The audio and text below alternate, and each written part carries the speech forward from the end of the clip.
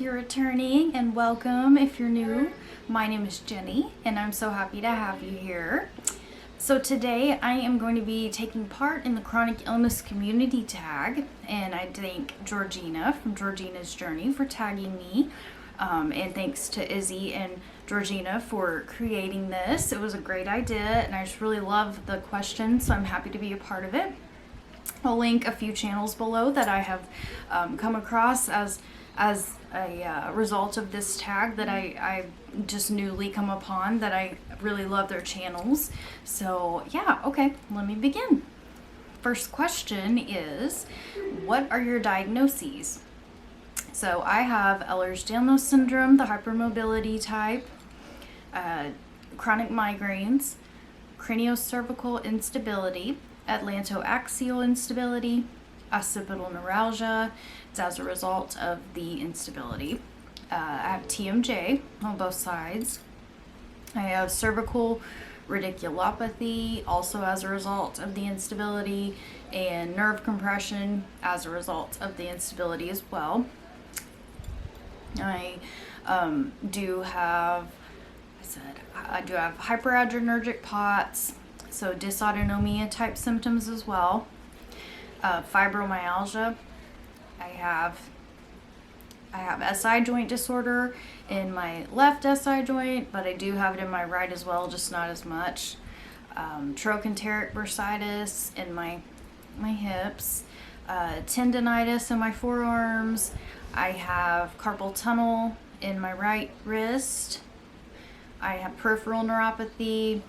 I do have anxiety related to the chronic illness and pain, and occasionally depression, and it will be when my pain levels are very high and my symptoms are just unmanageable. I have restless leg syndrome, periodic limb movement disorder, ovarian cysts. I think that might be it. There's a lot. I always feel like I forget something, but you get the gist. Number 2, does your chronic illness affect the way you dress? Not a whole lot. I would say though that I love wearing heels and very girly, so I like to wear dresses and just dress up. So I can't wear heels. I very, very rarely will wear heels, and I immediately regret it. So I try to avoid that altogether. Excuse me. But I wear just comfortable, stretchy clothing, jeans that are stretchy material, not too tight. I find if I'll just not wear too tight, too much of like compression type fabric, then I don't really have any problems. So it really doesn't affect it too much for me. Number 3, has anyone ever tried to make chronic illness seem like a competition? Not really, I would say. There are those occasions, very rarely, that, you'll be talking about your symptoms or something, and someone's like, oh yeah, I've got a really bad headache too, and it's obviously not the same, but I don't feel like the person's trying to make it a competition as much as they're just trying to relate. So it's sweet, they're just trying to relate. So number 4 is, do you have any pets that comfort you in feeling ill? This is my Sophie. She is my baby. She is the greatest comfort, and not only when I'm feeling ill. She's my little sidekick. She's always with me. She's the sweetest little thing ever. She's my cuddle bug, and she is a little clown. She's constantly doing things that make me laugh. So she cheers me up, she cuddles with me, she'll just lay in bed with me, or wherever, if I'm in the recliner, wherever I'm at. She is kind of she's not the most, she's an energetic little lady, so she does get sort of restless, so I won't make her sit here the whole time, but she's amazing about knowing when I don't feel good, and knowing, when I just need to rest, and she, doesn't try to do that. She'll just lay next to me. She's very perceptive, so she's my little comforter for sure. Okay, say hi, Sophie. Hi. Okay, I'll let her go now. Number 5, What's something your illness affects that people wouldn't expect? To me, I would say the cognitive aspect of it. So even beyond the fibro fog, the trying to pay attention, the trying to like the attention problems that you can have when you're in severe pain, or ill, having those symptoms related to illness. It's very hard to focus and pay attention and retain information and be engaged when you're having those levels of pain. It seems like your brain is working overtime, and it's hard to kind of multitask. So I guess just the way that pain really affects your ability to think clearly, I guess, for lack of better, I don't really know how to explain it, but to think clearly, to be attentive, because it requires so much of your brain power, and that it's very hard to do anything else. So I'd say that. Number 6, if you could change one thing about the world in relation to your illness, what would it be? This one was hard, but I would say the perception or misconception of chronic pain patients.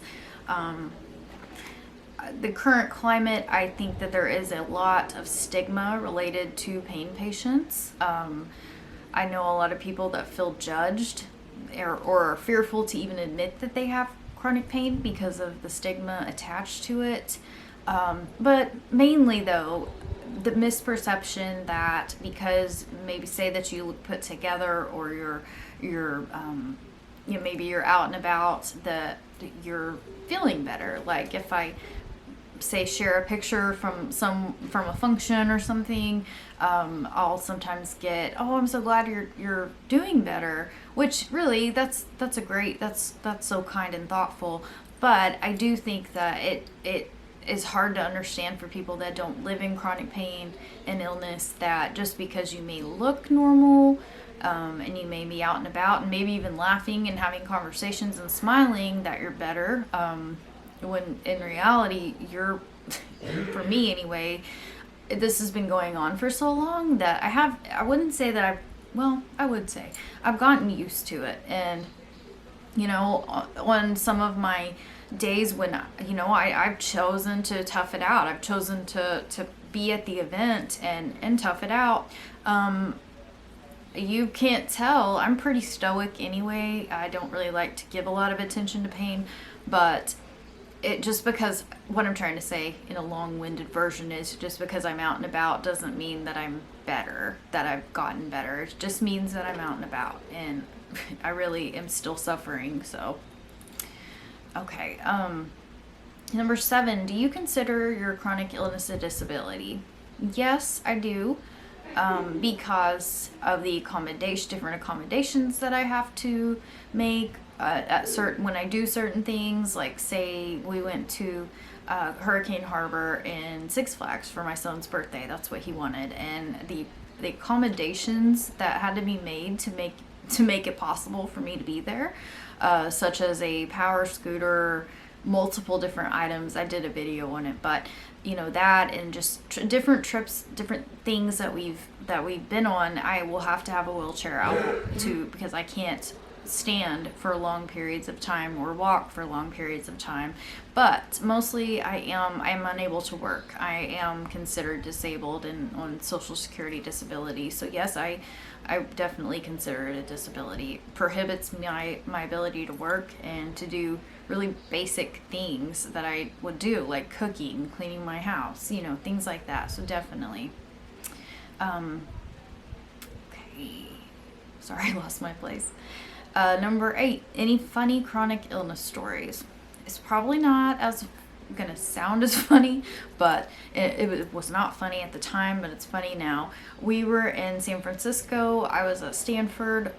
We were still trying to locate and treat CSF leak, and we had rented a wheelchair so that we could go and go downtown. And if you've ever been to San Francisco, if you're familiar, the streets can be really steep. And my husband was pushing me in a wheelchair And I think it was just as he was coming up on a hill or we're fixing to go down on a hill, whatever, the wheel just completely popped off and my scooter took him off guard, and the wheelchair, not the scooter, it went sort of flying, and he was able to catch up with me before anything bad happened, but it was kind of funny. So number 9, when you're in a flare, do you prefer to be alone or have company?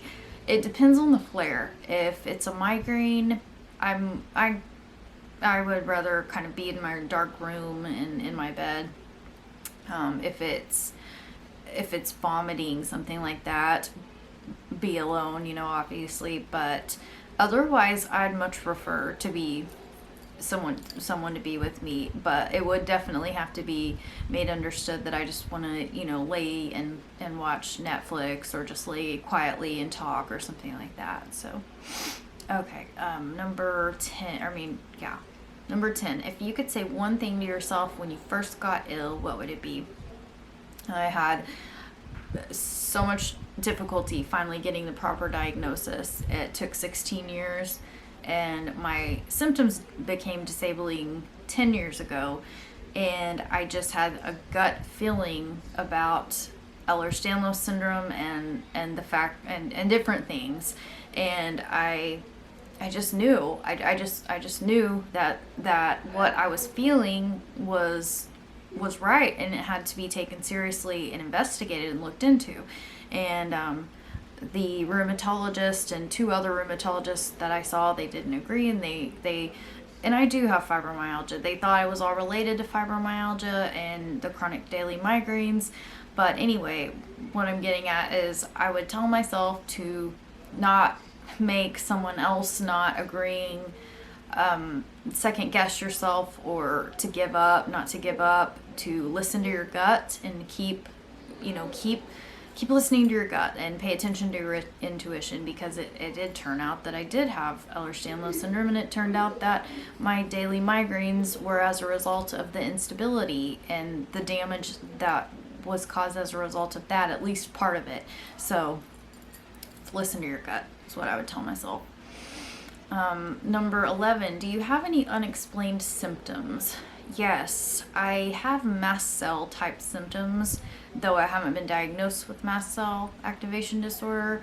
And it's, or like I've noticed, so I'll definitely have those reactions, and it's not severe. I don't have anything that bad, but I will have those types of reactions, like rapid heart rate, lightheaded, sometimes I will faint, my blood pressure will get lower, and have itching of the skin, things like that, and I'll have body jerks. Still don't know what that is. I have been diagnosed with periodic limb movement disorder and RLS, but it's not like that. It's nowhere around bedtime or relaxing. My whole body will jerk. And I don't know how to explain it, but unexplainable symptoms for sure. So, number 12, is there anything that cheers you up when you're feeling ill? Yeah, just being with my husband, just hanging out, low key, laying in bed watching movies or Netflix, being with my kids, just relaxing and just watching something funny. I love comedy, laughter, it really does. It's so helpful to me, and any distraction really. So just watching a really good series, or listening to a great audiobook, listening to good music, taking a bath, lots of things cheer me up, but talking to a friend or a loved one, that always cheers me up. Just getting a text from somebody, or just texting somebody, reaching out and seeing how someone else is doing, that cheers me up. Getting my mind off me and putting it on something else. And my little dog, her little clown-like ways, she always makes me laugh. So yeah, I just really appreciate being able to do this tag, and thanks again to Georgina and Izzy for creating this. And if you have chronic illness and you have a channel, or you would like to be a part of this, definitely. I would so love to hear your answers. So thanks for being here, and I hope that you have a great week. Bye.